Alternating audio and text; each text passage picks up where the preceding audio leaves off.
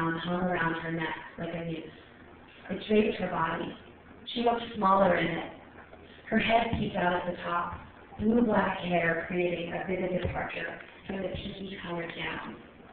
Slowly, she picked it up from the bottom with her two hands underneath, revealing her faint body.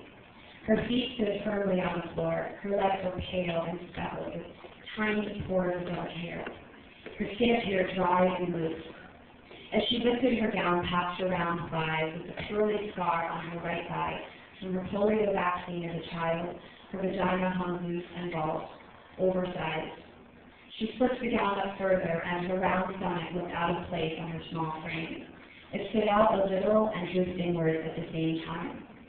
She rubbed it gently and looked down at it for a couple of seconds before lifting the gown off her neck. Her breasts sagged like deflated balloons. They hung with large nipples the color of a faint rose. She let the gown fall to her feet. Her long Madonna's neck topped her body with an elegance reminiscent of her beauty before the war. Her beauty that shines once again with a touch of color and a pink jogging suit. She swept some sleep from her eyes and looked ahead of her at her image in the mirror, nearly staring at herself. She saw a different woman than the mirror did. Kneeling down to feel the temperature of the bath water, stroking her hands back and forth on the surface of the water near the faucet, she nodded, self-lying. Carefully, she stepped into the bathtub, making sure not to slip.